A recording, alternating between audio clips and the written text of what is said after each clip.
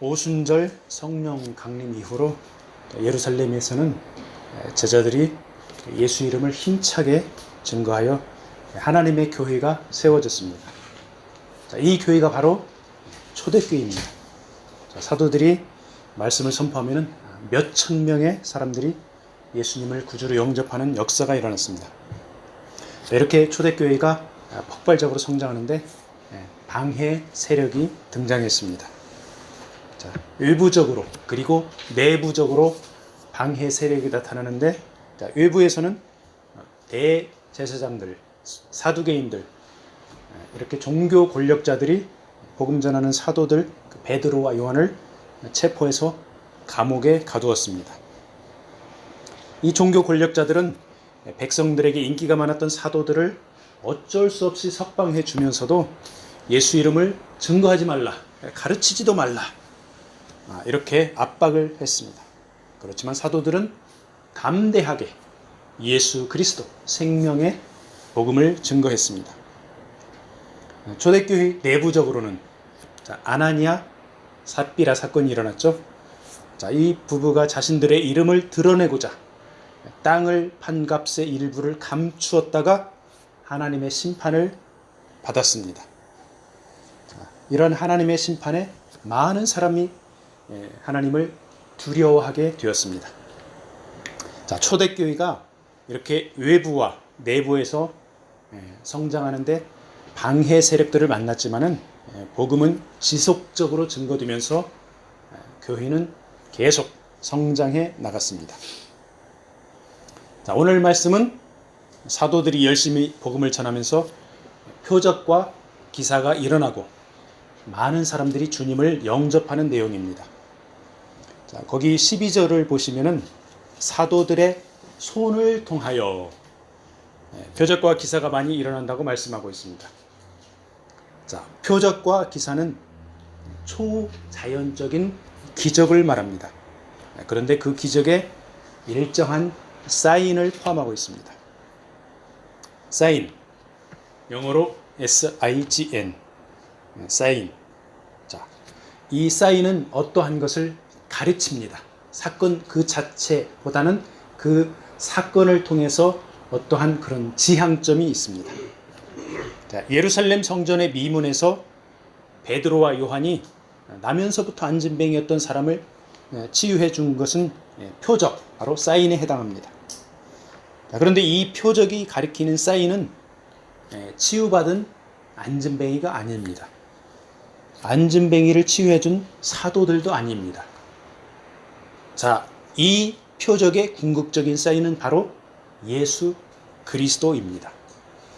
사도들이 예수 이름으로 안진뱅이를 치유해 주었습니다. 이 표적을 보고 사람들이 예수께 나온 것입니다. 12절에 보면은 민간의 표적과 기사가 많이 일어나는데 사도들의 손을 통하여 일어납니다. 하나님께서 초자연적인 기적들을 행하실 때 사람들을 통해서 일하실 때가 많습니다. 특별히 불신자들을 초청해서 생명길로 인도하실 때 사람들을 통해서 일하시고, 사람들 중에서 예수 이름을 의지하는 자들, 본문에서는 사도들을 통해서 크게 역사하셨습니다. 사도들은 입으로는 예수 그리스도의 복음을 선포하고 손으로는 병자들을 안수해 주어서 표적과 기사가 일어났고 많은 사람들이 표적을 통해서 주님을 영접했습니다. 사도들의 손, 특별한 권능이 있습니까? 손에 권능이 있는 것이 아닙니다. 사도들 손, 똑같이 양손, 손 2개입니다. 손가락 10개입니다. 일반 사람들의 손과 똑같습니다. 생업을 위해서 갈릴리 호수에서 물고기를 잡기도 했습니다. 사도들이 예수 이름을 의지해서 병자들에게 손을 얹으니까 성령께서 역사해서 표적과 기사가 일어난 것입니다. 그래서 병자들이 치유받을 때 예수 생명의 복음이 증거되고 하나님의 영광이 선포되어져야 합니다. 자, 주의 종이 불치병자들을 치유했다고 자신이 목에 힘주고 교만해지면 이 사람은 사이비 교주가 되어버립니다. 아주 비참한 사태가 발생합니다. 자, 이렇게 표적과 기사가 일어났는데 이것은 초대교회 성도들의 기도의 응답이기도 합니다. 사도행전 4장에서 초대교회 성도들이 한 기도가 5장에서 응답으로 주어진 것입니다. 4장 29절에 보면은 그 기도가 나오는데요. 주여 이제도 그들의 위협함을 굽어 보시옵고 또 종들로 하여금 담대히 하나님의 말씀을 전하게 하여 주시오며 30절 손을 내밀어 병을 낫게 하시옵고 표적과 기사가 거룩한 종 예수의 이름으로 이루어지게 하옵소서. 이렇게 기도했습니다. 그들이 기도한 대로 담대하게 말씀을 선포했습니다. 예수 이름으로 표적과 기사가 일어나고 불치병자들이 치유를 받은 것입니다. 성령 충만을 받은 초대교회 성도들은 믿음으로 기도했고 그 기도에 확실한 응답을 받은 것입니다. 자, 한편으로는 특별한 능력을 받지 않은 평범한 성도들의 손을 통해서도 하나님은 일을 하십니다. 평범한 성도들이 더 많죠. 자, 각자의 손으로 가정에서 음식을 만들어 가족을 부양하면 그 손을 통해 사랑이 흘러들어가 가족들이 몸과 마음의 건강을 유지하게 됩니다. 자, 직장에서, 일터에서 각자의 손을 활용하면 이웃들과 많은 사람들에게 간접적인 사랑이 흘러갑니다. 자, 크리스찬 직원이 식당에서 음식을 만들어 예수 이름으로 먹을 사람을 축복하고 정성을 담아 일하면 주님의 사랑을 전하는 손길이 되는 것입니다. 봉사활동이나 구제활동을 하면서 양손에 예수 사랑을 담아서 할 때 그것을 받은 사람들은 위로와 회복을 경험할 것이고 하나님께서는 영광을 받으실 것입니다. 자, 여러분들 모두 두 개의 손을 가지고 있죠. 우리 각자의 손은 그 어떤 로봇의 손보다도 더 정교하고 소중합니다. 내 손은 왜 이렇게 힘들게 고생하나 한탄하는 것보다 나의 손을 통하여 이웃에게 작은 사랑이라도 전해지기를 바라는 마음을 가져야 하겠습니다. 자, 사도들처럼 표적과 기사를 행하는 손길은 아니더라도 헐벗고 굶주리고 외로운 이웃들에게 우리의 따스한 손길을 내밀 때 예수 사랑을 나타낼 줄로 믿습니다. 사도들의 손을 통해 이렇게 표적과 기사가 일어나며 주님을 믿는 사람들이 많아졌고 믿는 사람들이 마음을 같이하여 성전 바깥들에 있는 솔로몬 행각에 주기적으로 모였습니다. 솔로몬 행각은 베드로와 요한이 안진뱅이를 치유하고 나서 베드로가 순례자들에게 설교를 한 장소입니다. 예수님도 공생의 사역 초기에 이 솔로몬 행각에서 제자들에게 말씀을 가르치셨습니다. 솔로몬 행각이 초대교회 성도들이 모여서 말씀을 나누는 장소가 된 것입니다. 예수님을 영접하고 구주로 믿는 사람들이 마음을 함께하여 모일 때 아름답고 역동적인 하나님의 교회가 되는 것입니다. 교회, 영어로는 church, 헬라어로는 에클레시아입니다. 이 에클레시아의 문자적인 뜻은 밖으로 불러내다는 뜻입니다.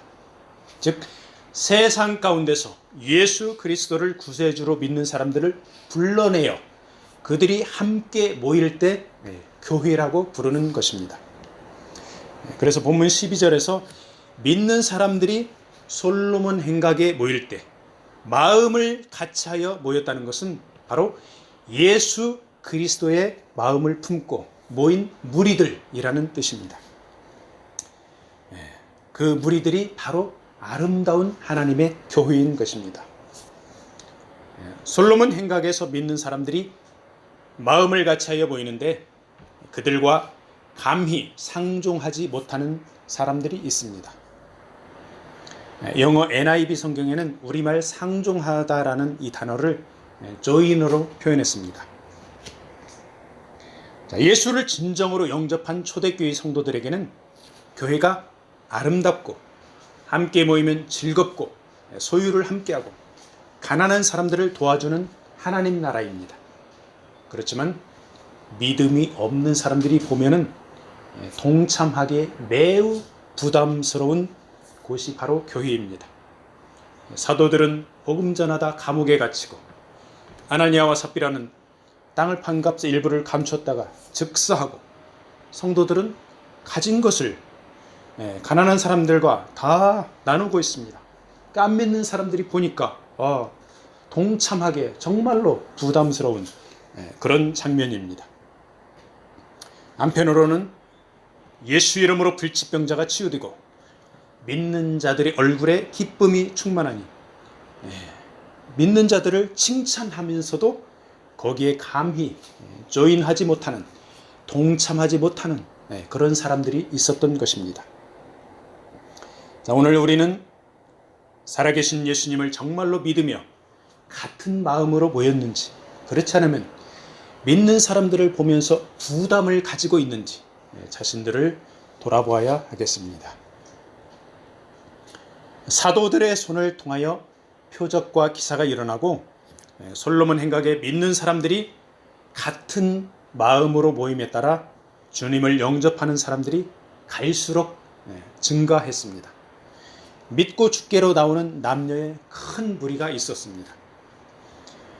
그리고 병든 사람을 메고 거리에 나가 침대와 요에 누이고 베드로가 지나갈 때에 그림자라도 덮여 치유받기를 원했습니다. 예루살렘과 근처에 수많은 사람들이 병든 사람, 더러운 귀신 들린 사람들을 데려왔고 그들이 다 나음을 입었더라, 이렇게 말씀하고 있습니다. 자, 이러한 사도들의 사역은 바로 예수님께서 살아계실 때 예수께서 공생의 사역을 하던 바로 그 방식입니다. 자, 제자들은 성령의 충만함을 입어 스승이신 예수께서 하신 그 사역을 계승한 것입니다. 자, 오늘날에도 예수 이름으로 기도할 때 병든 사람이 치유되고 귀신 들린 자들이 고침을 받는 역사가 일어납니다. 특별히 의학이 발달하지 못한 오지, 선교 현장에서 이런 역사가 더 많이 나타납니다. 자, 초대교회 당시에는 성령 충만한 사도들의 손을 통해서 이런 귀한 치유의 역사가 많이 일어났습니다. 자, 과학이 아주 발달한 요즘 현대 사회에서도 귀신에 대한 이야기들을 많이 합니다. 성경 말씀에 비추어 보면 귀신은 확실히 존재합니다. 하나님 나라를 대적하는 마귀 사탄의 쫄개들이 바로 귀신들입니다. 오늘 말씀 16절에 보면은 귀신들 앞에 더러운 이라는 수식어가 붙어 있습니다. 자, 귀신은 몸이 없습니다. 그래서 사람의 몸을 숙주로 삼아 존재합니다. 이 더러운 귀신의 점령을 당한 사람은 선한 의지와 도덕성이 상실됩니다. 악한 존재가 되어버립니다. 그래서 귀신에게 괴로움을 당합니다. 더러운 귀신에 들리면 예수님의 존재를 명확히 인식을 합니다. 마가복음 1장 23절에 보면은 마침 그들의 회당에 더러운 귀신 들린 사람이 있어 소리를 지릅니다. 나사렛 예수여, 우리가 당신과 무슨 상관이 있나이까? 우리를 멸하러 왔나이까? 나는 당신이 누구인 줄 아오니 하나님의 거룩한 자입니다. 예수님을 알아봅니다, 귀신들이. 그렇지만은 더러운 귀신은 예수께서 하나님의 아들인 줄을 알아보기는 하지만 주님께 순종하지는 않습니다. 주님을 대적합니다. 예수님의 진리 전파 사역을 방해하고 막으려고 소리를 질러댑니다. 귀신은 주님의 권위에 도전하고 주님의 사역을 방해하고 사람들에게 공포심을 심어주려고 합니다. 그렇지만 더러운 귀신은 예수님의 권위 앞에 철저히 패배할 수밖에 없습니다. 예수님께서는 악한 영, 곧 마귀 사단의 일을 파괴하기 위해 이 땅에 오셨습니다. 요한일서 3장 8절 말씀에 보면은 죄를 짓는 자는 마귀에게 속하나니 마귀는 처음부터 범죄함이라. 하나님의 아들이 나타나신 것은 마귀의 일을 멸하려 하심이라. 이렇게 말씀하고 있습니다. 사도들은 예수 그리스도의 권위와 이름에 힘입어 더러운 귀신을 쫓아낼 수 있었던 것입니다. 사람들이 더러운 귀신에 들렸을 때 인격이 파괴되고 그 삶이 황폐해지는 것은 당연합니다. 그들이 예수 그리스도를 만나면 중생하고 새로운 삶을 살게 되는 것입니다. 요즘에는 어두운 세력의 영향력이 현대 문화와 사회 전반에 파고들어 더러운 문화를 많이 발생시킵니다. 더러운 문화가 파고들면 도덕적으로 간음과 음행을 일삼고 폐륜을 저지릅니다. 하나님을 떠나 우상을 숭배하는 영적 간음을 저지릅니다. 위선적이 되고 의식을 일삼습니다. 부정하고 부당한 이득을 추구합니다. 마음이 교만하여 이웃을 억울하게 하기도 합니다. 그래서 전반적으로 더러운 문화를 발생을 시키는 것입니다. 인간이 도덕적인 수양을 하고 자기 절제를 통해서 더러운 문화를 어느 정도는 탈피할 수가 있습니다. 그렇지만은 한계에 부닥치게 됩니다. 결국 더러운 문화를 이겨낼 수 있는 길은 하나님의 말씀을 굳게 붙들고 성령께서 인도해 주셔야 가능한 것입니다. 어두움의 세력들, 마귀 사단은 세상 문화는 말할 것도 없고 이제는 하나님의 교회까지 침투하여 하나님 나라를 무너뜨리려고 발악을 하고 있습니다. 그래서 매스컴을 통한 부정하고 더러운 뉴스들이 일부 교회를 통해서 나타나고 있기도 합니다. 이런 모습들이 안타깝기는 하지만은 알곡과 가라지가 섞여 있는 터라 깨어 근신하여 넘어지지 않아야 하겠습니다. 마귀 사단이 아무리 발버둥을 쳐도 하나님의 심판 앞에 처해질 것이라고 성경은 말씀하고 있습니다.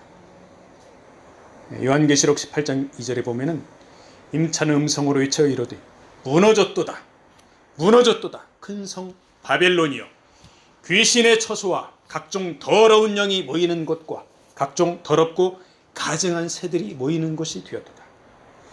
마귀의 일을 멸하는 예수 그리스도의 권위에 그들은 패배할 수밖에 없는 것입니다. 우리 주변을 둘러보면은 온갖 더러운 문화들이 눈에 띄면서 어둠의 세력들이 득세하는 것처럼 보입니다. 우리 믿는 자들은 철저하게 주님을 의지할 때 더러운 문화를 이겨낼 수가 있습니다.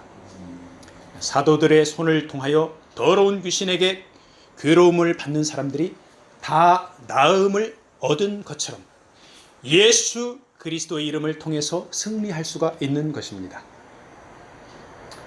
그렇지만은 예수 이름과 교회가 부담스러운 사람들이 있습니다. 교회가 부담스러워서 예수 이름이 부담스러워서 거리를 두면 그런 사람들은 더러운 문화에 넘어질 수밖에 없습니다. 그렇게 연약한 것이 우리 인간입니다. 우리 각자 자신들은 이 세상에 하나밖에 없는 소중한 존재들입니다. 이 소중한 우리 각자를 우리 힘으로 멋대로 살아가면 우리 자신을 망치는 길입니다. 그렇지만 우주의 통치자이신 우리 주님 예수 그리스도께 우리 자신을 맡기면 정결하고 아름답게 살아갈 수 있음을 믿으시기 바랍니다. 말씀을 마무리하겠습니다. 하나님 나라를 대적하여 무너뜨리려는 마귀 사단은 더러운 귀신을 통해서 사람들에게 괴로움을 가져다 줍니다. 우리가 살아가면서 겪는 숱한 괴로움이 이런 귀신들이 가져다 주는 것일 수도 있고 삶의 환경 때문에 그럴 수도 있습니다. 더러운 귀신이 가져다 주는 사람들의 괴로움을 사도들이 해결해 주었습니다. 더 근본적으로는 예수 이름과 권능으로 해결받은 것입니다. 삶의 환경으로 인한 괴로움은 어떻게 해결함을 받아야 하나요? 그 괴로움을 해결하려고 하기보다 주님께 더 가까이, 더 갈망하며 주님께 가까이 가면 주님 주시는 참 평안을 누리며 자동으로 해결이 될 것입니다. 초대교회의 표적과 기사를 통하여 교회는 폭발적으로 성장하며 성도들은 마음을 같이하였습니다. 오늘 우리에게 진정으로 요구되는 것은 바로 예수 그리스도의 마음으로 하나가 되어 갈등과 분열을 극복하고 하나님께 영광을 돌리는 것입니다. 예수 그리스도의 마음으로 이웃에게 손을 내밀 때 우리의 각자의 손을 통하여 예수 이름이 증거되고 하나님 나라가 세워질 줄로 믿습니다. 아멘.